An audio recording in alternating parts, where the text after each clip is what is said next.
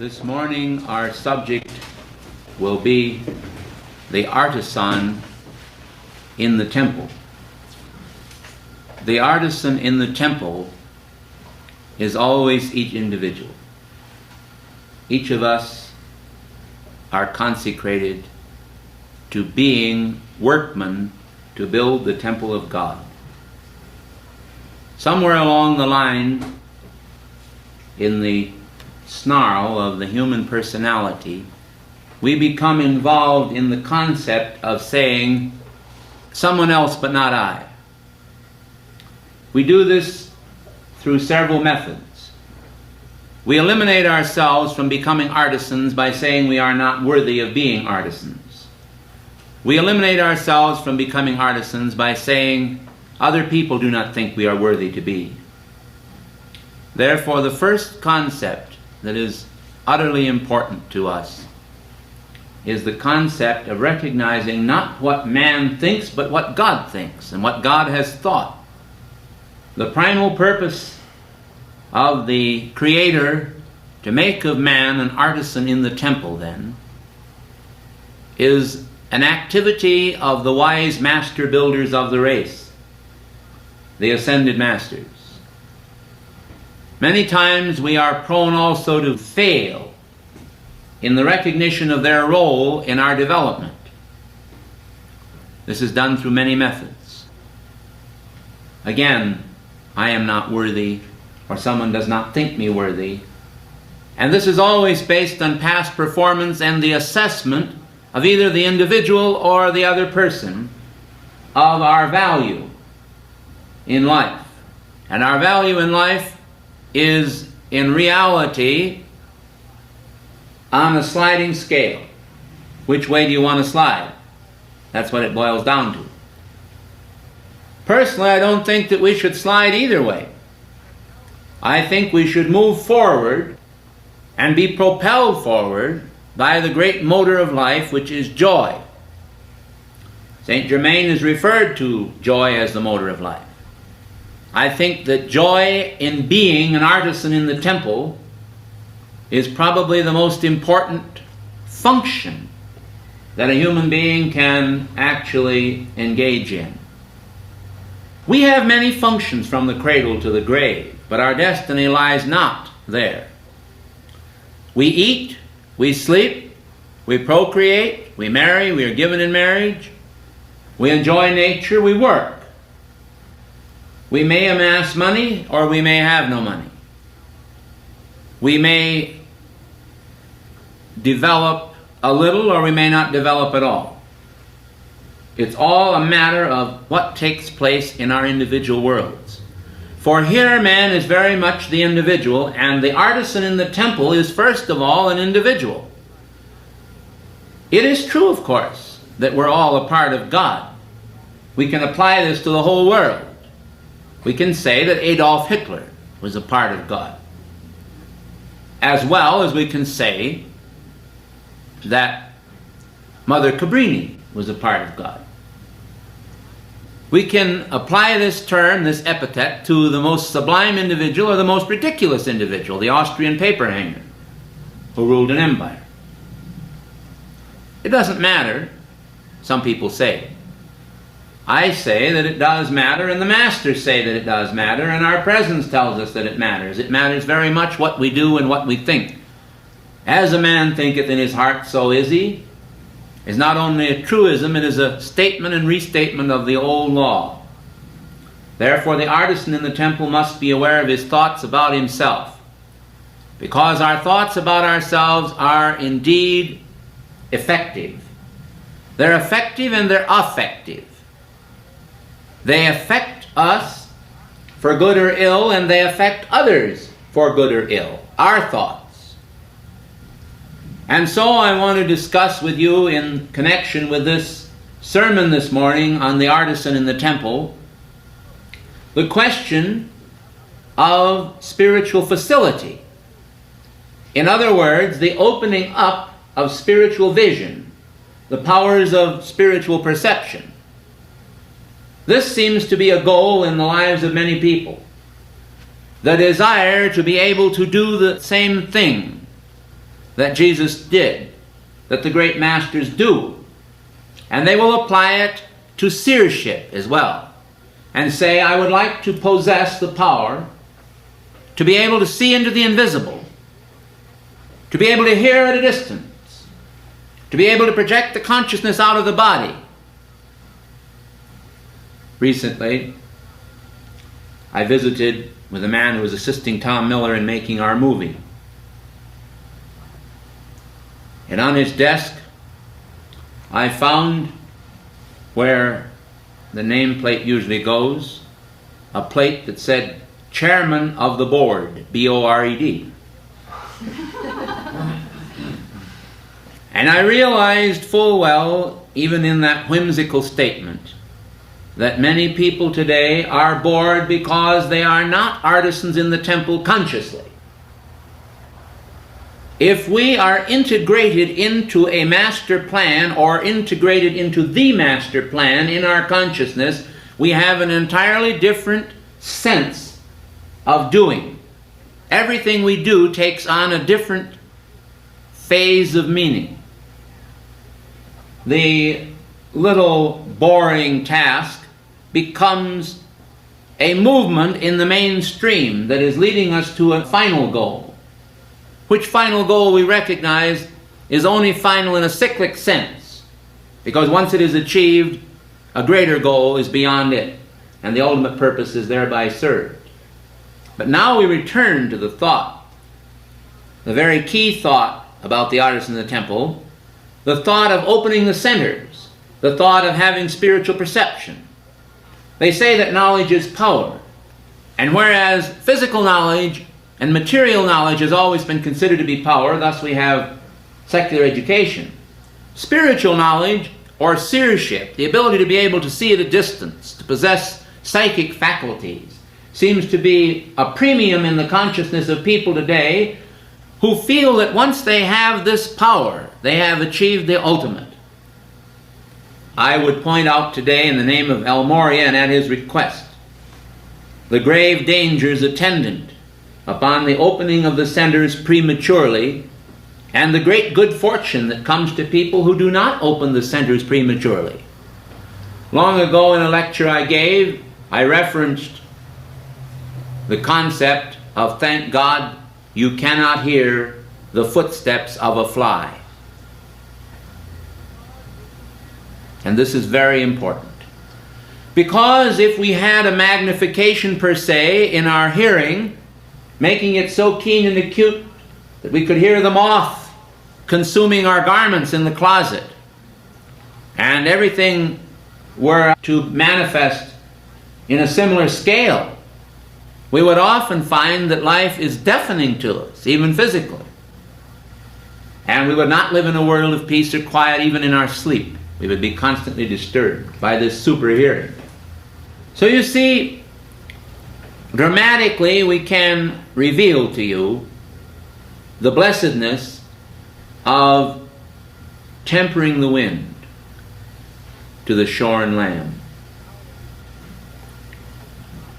Now then, let us deal with the problem of the opening of the centers prematurely from the Master's vision, and from what is right and what is real and what should be, rather than what is. What should be is the ennoblement of the character. This means taking on the vestments of the Master.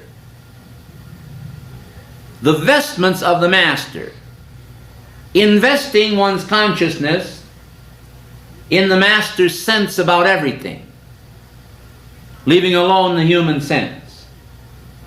When we take on the Master's character and ideals, we become a different person. We are changed. This alteration, then, is a prerequisite to the opening of the centers. But those who put the cart before the horse, and many are doing it, will often find themselves a helpless victim of a macrocosmic world where they are a microcosmic entity. A moving picture was shown on television recently, a rerun of an old movie called The Shrinking Man.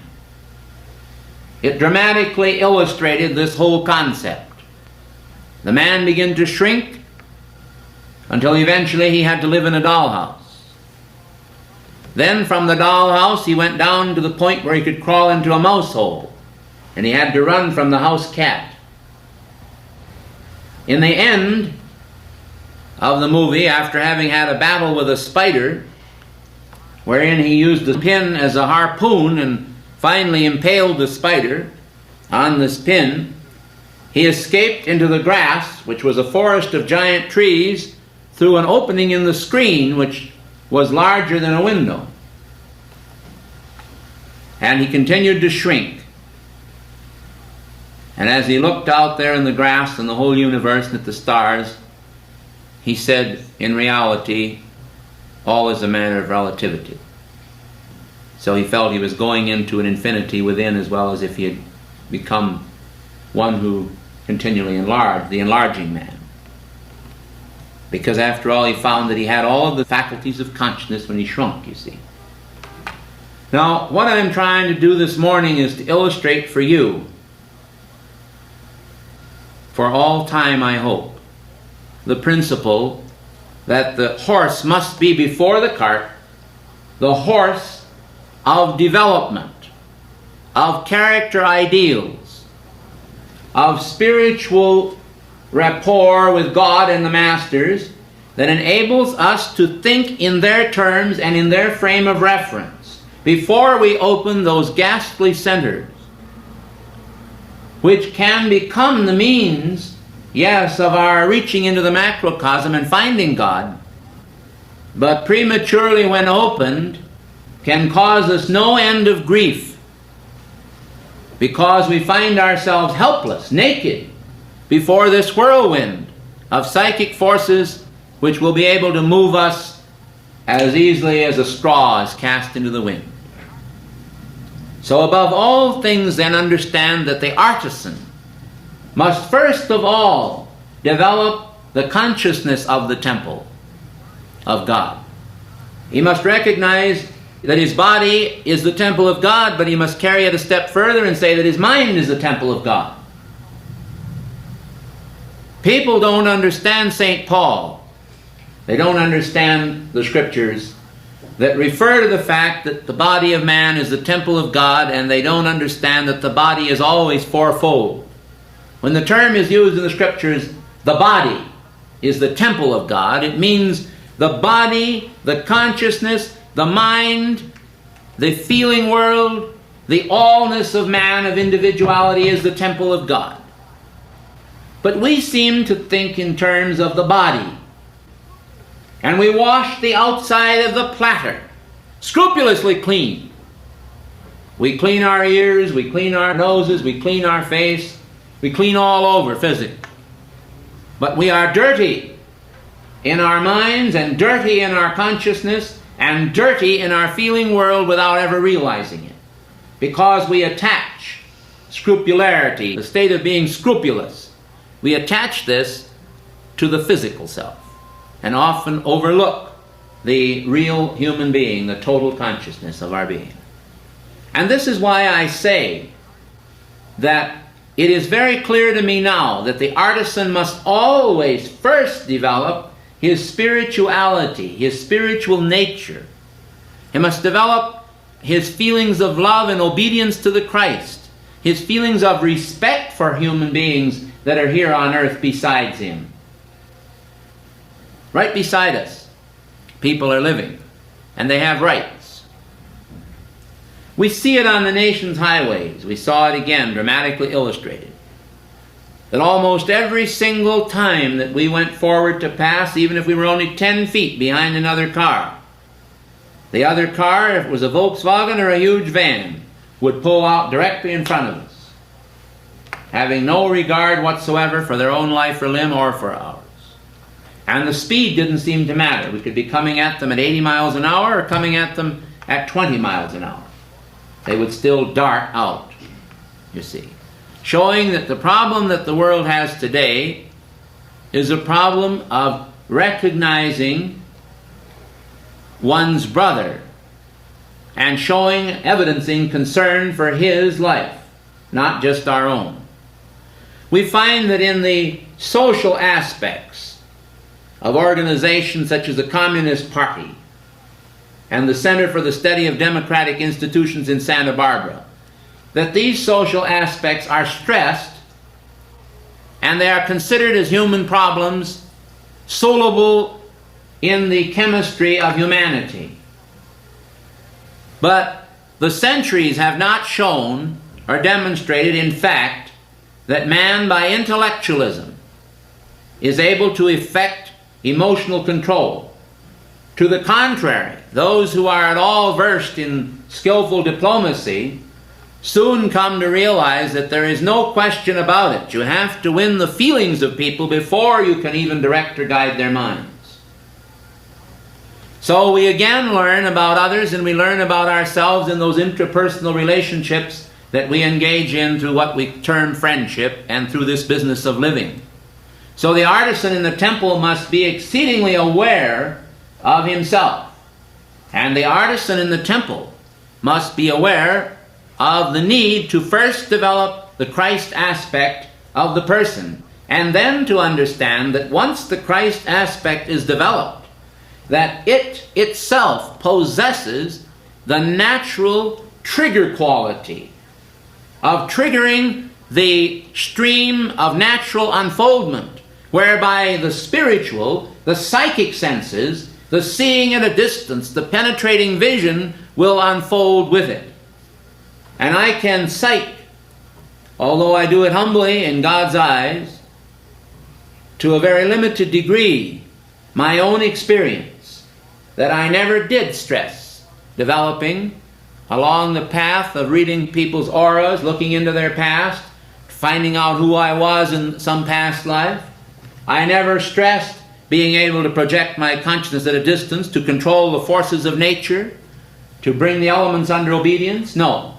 Instead of that, I stressed proximity to the deity, both as the deity and as the ideals of the deity. We must recognize then, dear hearts, and I hope you're not too tired to listen to me, because this is a very important concept.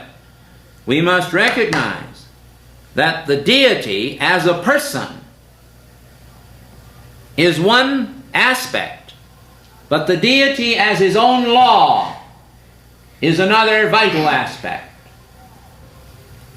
And you cannot, I repeat, you cannot validly separate the laws of the deity from the deity.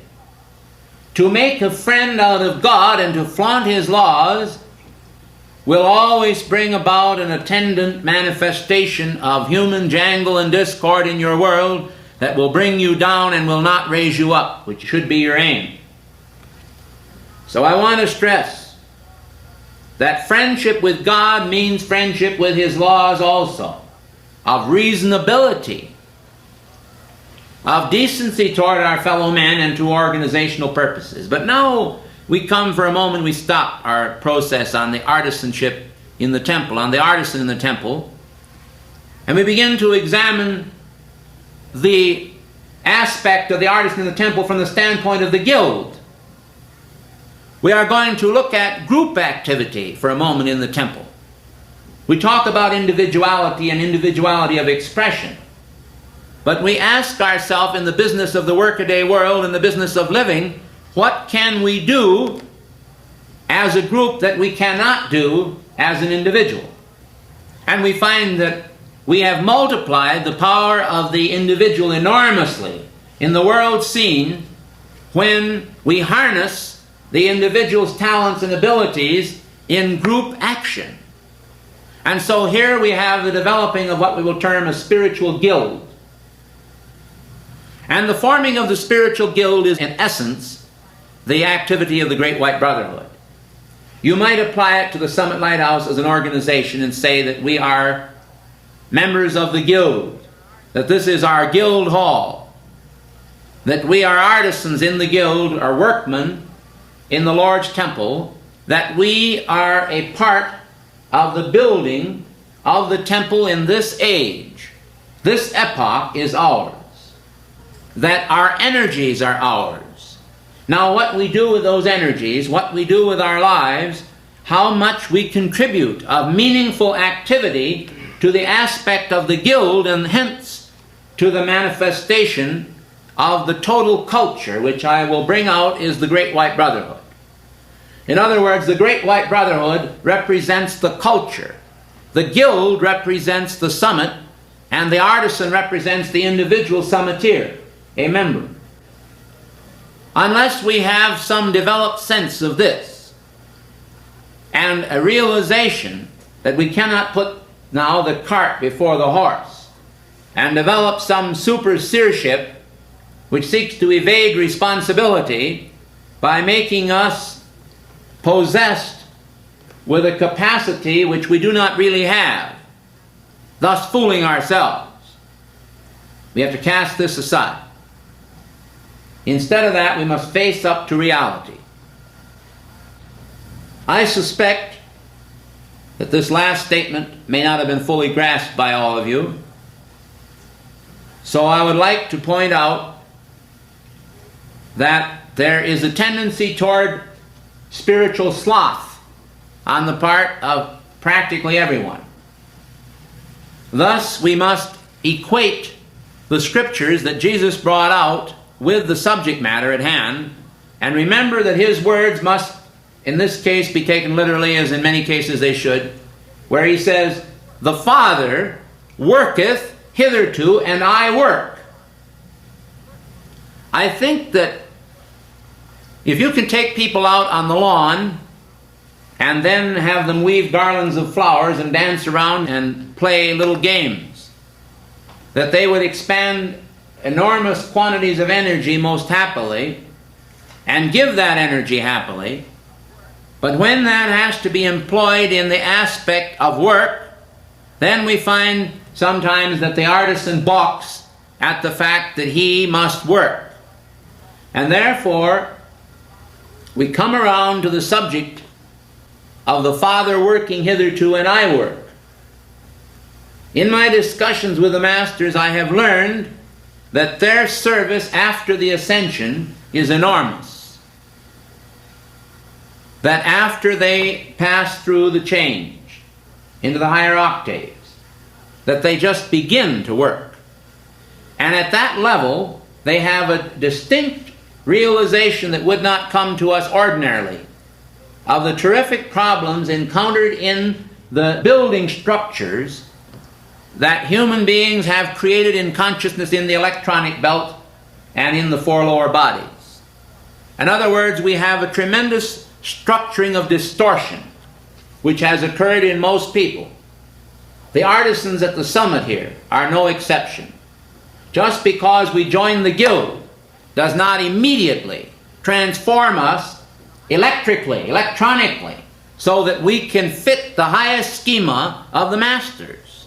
On the contrary, all it does is open the door or afford us an opportunity for the expansion of our identity. We are cells in the body of God, but unless we are working cells with the capacity for expression of the deific idea that is actually the concept of God for the guild, the concept of God for the culture, then you see we are working against nature, not flowing in the mainstream thereof. Now this particular talk that I'm giving to you was prepared by Master El Morya and placed in my consciousness in order to acquaint you with the fact that there is a meaningful structure existing here but that the power to enhance the structure lies within the hands of the artisan. It cannot lie entirely in the hands of the group or the guild, because the guild is no greater in its expression than the sum total of the greatness of the individuals put together. At this point, we introduce that which is not new to us, but still has to fall in the category of the eternally new. The idea of an ever new presence of order. I find that the greatest problem in the universe is really chaos, because chaos is any form of disorder. It doesn't matter how minute it may express. You wear glasses, you have misplaced them. You reach for the glasses, you cannot see without them. You cannot read a word of print. You immediately are faced with a dilemma of where are my glasses? You use money in order to pay for goods or services. You are in a restaurant or a doctor's office, and it says cash on the spot, Johnny.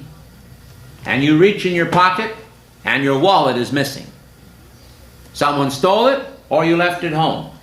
You immediately face a dilemma. What are you going to do about it? The man wants his money.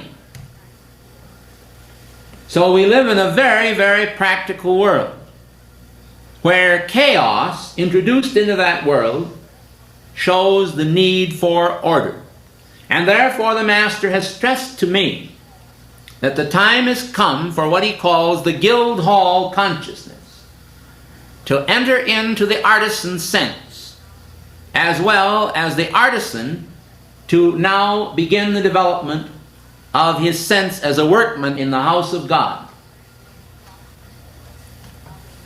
I suspect that sloth is probably the devil's greatest tool, one of the greatest, that and discouragement. And I think nothing discourages us more than sloth. I am not applying, nor is the Master implying, that we have sloth here. He is merely pointing out that there is a tendency toward sloth as there is a tendency toward gravity. And gravity and sloth are almost hand in hand. A state of consciousness that wants to work in the Master's temple as an artisan, to be a part of the guild, to assist and contribute to its greatness, to the guild hall greatness, must recognize that his natural tendency from the human level, not the divine level, is to have the gravity of sloth tending toward chaos in his world.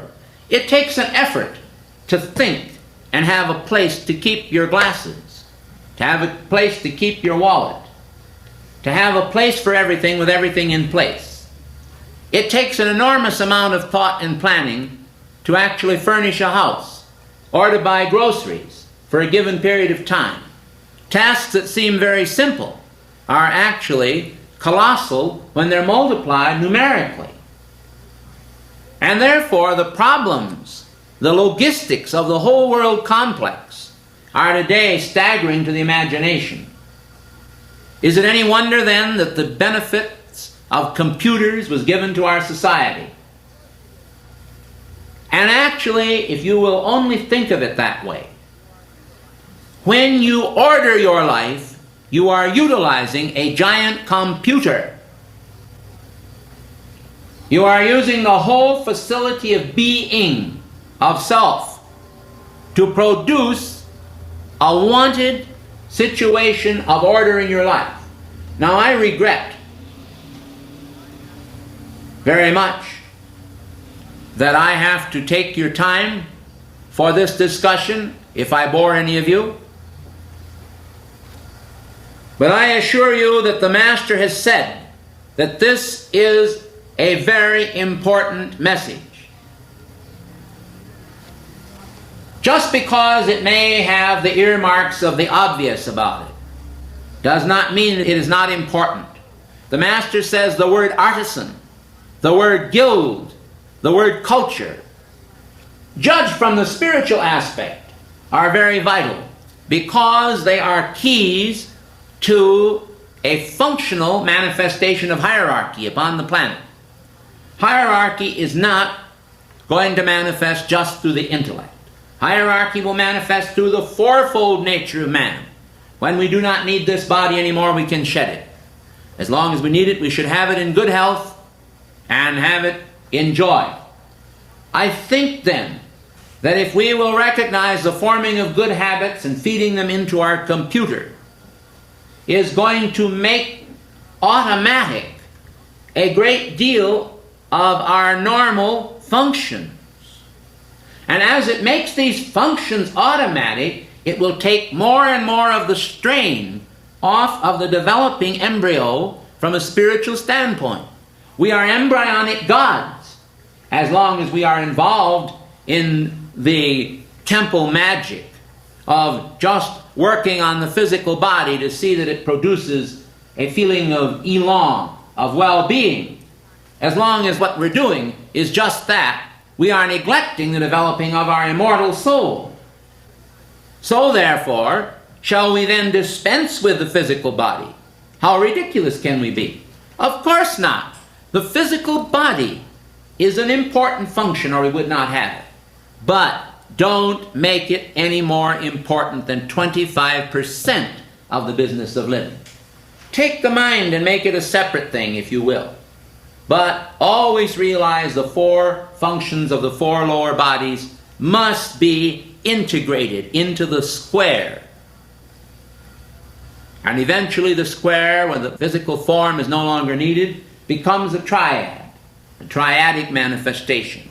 But it is always three that agree in one. For in reality, what is most important to us is our state of consciousness. Consciousness is capable of absolutely manifesting a state of bliss. And bliss is the natural divine state when that divine state is free from the sense of bliss and enters into bliss in a natural manner. So long as a person is seeking bliss for the sake of enjoyment without the actual honoring of the Creator, by understanding that they are expected to manifest His nature, they are falling short of the mark. Some people say, I just love to give decrees. Others say, I don't give a fig for decrees, but I do it. The point is, we should neither be doing things because we enjoy them or because we do them from a sense of duty, but we should do whatever we do as artisans to God, as a part of the whole noble process. You take, for example, Leonardo da Vinci and his sculpture. We understand that he first drew in charcoal the anatomy of the perfection he sought to express. The charcoal image was lacking in the glamour of the finished product. The things that we have to do in order to prepare the groundwork for our finished product, our divine self to manifest, may sometimes seem laborious, even lugubrious, heavy. But when we forget the self, when we enter into the state of the order and natural perfection of the universe, and see that as we manifest that order and perfection through our consciousness, the social consciousness, the religious consciousness, the sense of self, all put together, we are making great possibilities of change in our realm of purpose, the realm of the individual's purposes. And we are allying or aligning these changes with the perfection of God. Now, if we do not do this, the whole process may be incomprehensible to us. For it is in the doing that we are actually seeing, and this is what was meant by the statement, for we shall see him as he is, for we shall be like him. It is a matter of the artisan becoming the image of the master artisan. And oh, what tremendous joy the artisan can develop as he becomes imbued with the natural joy of the master artisan. The guild then becomes the brotherhood of man. The culture becomes the cosmos. It is a constant expansion. And it reminds me of that little grains of sand, many drops of water make a mighty ocean or a mighty land. We are often caught in the jaws of the trap that says, you're not making any progress. What's happening to you? You're just doing this and you're doing that and you're not getting anywhere. This is the case of our failures to see. And I think that we sometimes feel that if we ourselves only had enough spiritual vision, we could penetrate the opacities that surround us. We could somehow or other trace the realities of self and bring them into view. And this is the greatest fallacy there is, because we first must bring forth the character from the unseen. Blessed are those that believe and have not seen. Blessed are those that believe and have seen, but more blessed are those that believe and have not seen. You see, we must have the faith.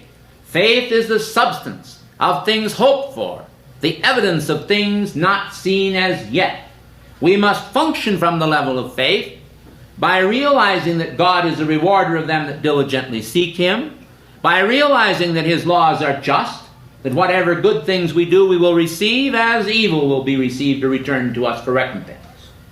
We must recognize then that the greater order we can produce in our individual life, whether it be the rearrangement of the cards in our wallet or the rearrangement of our pocketbook for greater ease in serving our needs, or a kitchen cupboard, or a desk drawer, or a work position, or a garden for better harvesting and planting. Whatever we do to produce order in our world is a part of the macrocosmic scheme, even though it is involved in the most intricate microcosmic miasma. Order your life then, and you bring about heaven's first law as the artisan of God in the temple of being. Order your life then, and you take the first step to produce the building of a pyramid. Order your life then, and you join issue with the problems that confront us as a nation, as a world, as a people. Because order is the key to it all. And this is not something that we do once and then it is always done forever. We are ordering and we are reordering. And our reordering is often more important than our original ordering. Because hopefully we have established in the field of mind, in the field of the feeling world, a greater sense of what we are doing.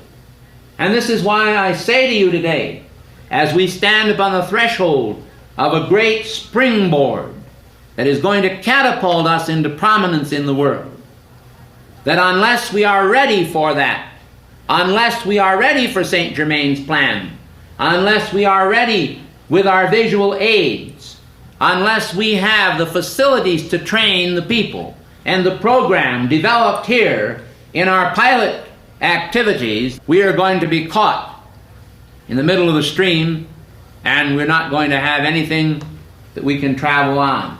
We're going to drown then, or be inundated in the new age, and we ourselves will not be ready for it. Now the young people all over America today are clamoring in the excitement of life for reality. And all that the world is giving them is a constant, repetitious, boring cycle of sex and more sex, from a face that is a little more vivacious or a little more interesting than the other face.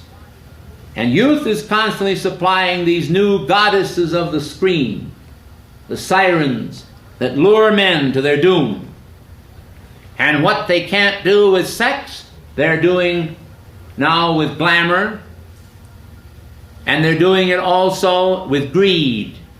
They're showing them, now if you had this money, you could have a bigger car. You could travel all over the world. You could have more women than you have now, and higher up women. You know, women that are better. You've been playing around with trash now, fellow. Now, if you just had a little more money, you could get into the big circuit. Now, if we're going to move in that mainstream, where are we? We're nowhere. And the church today is totally confused about the nature of being. What we need then is the artisan in the temple who will understand the direction in which he is moving. He will understand the direction of the flow of the mainstream of spiritual life. He will understand how to guide his four lower bodies. Krishnamurti, when he was under the direction of Lord Maitreya, he said, "Your body is the horse upon which you ride." And many of the theosophical tenets were imbued with more knowledge of the Christ than anything that has ever come down to us since, until the masters in this time, through the summit and other avenues, finally opened up the consciousness of man to the I Am presence in Holy Christ's self. And that, of course, has opened up new vistas. Now today, we are bringing forth, in preparation for supplying the needs of millions of young men and women, for the hands that will be disillusioned by drugs, disillusioned by sex, disillusioned by money, disillusioned with their world, they will reach up and say, "Where can I touch the reality of the face of the Christ?" And we must be ready. We must be ready by the visual aids in films, in music, in decrees, in prose, in instruction books, in classroom techniques, in scientific instruments, in a university, and in universities, in instructors, in ministers, in musicians, and in workmen of all sorts that will form by their craft the total Guildhall production of victory for this planet. This is the movement of the New Age. This is the plan of the Master. This stood behind the purpose of Santa Barbara.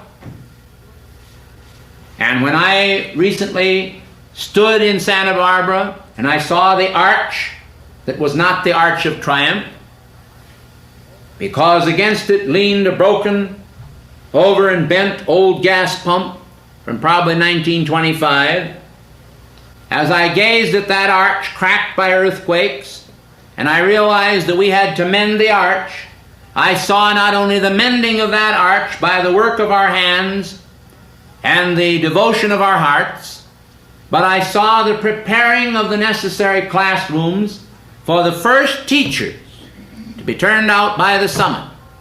Because there at Santa Barbara is going to be the esoteric school of the Fraternity of the Keepers of the Flame. Here will arise, if the plan be followed, and I always put an if in, because you people are the if, and so am I. We are the ifs. On our backs ride the power of the future. What we do will be determined. It's not going to be determined by Stringfellow Barr of the Center for the Study of Democratic Institutions, or by Robert Maynard Hutchins, or by those people who feel that they are intellectually the elite of the planet and thus the architects of the New Age, but it is, and I say ought to be, determined by the Ascended Masters, by those who understand how to hold in their hands a culture and pass that culture to us. That is what is needed. And therefore we are preparing to counteract the vicious socialistic forces that seek the regimentation of man and the binding of man to the wheel of the ancient law of the ox cart. Just treading the treadmill of existence in a social dream fostered by the illusions of some intellectual. In its place, the greatest mind of the ages that will span the beginnings and the endings of vast cycles beyond comprehension, the mind of God, comes to us the vital intelling of the realities of not only the microcosmic man, but of the macrocosmic world. The whole of it all, in all of its interesting panorama of variety, is all manifest on the screen of consciousness. And it is not a harbinger of doom, but a manifestation of vitalized hope, because it sings to us a song, the song that could almost be called a lullaby of the mother of the world, that the mother of the world seeks to rock in her arms. The infant humanity that today are gazing upon human illusion and divine reality and cannot tell the difference. Our role is to expound upon the realities of God and expunge from society the darkness, the confusion, and the pain that have brought so much blight into manifestation temporally. We will replace it in the name of Almighty God by His grace and His reality. Do you have a part in it? If you do, then nothing else is as important.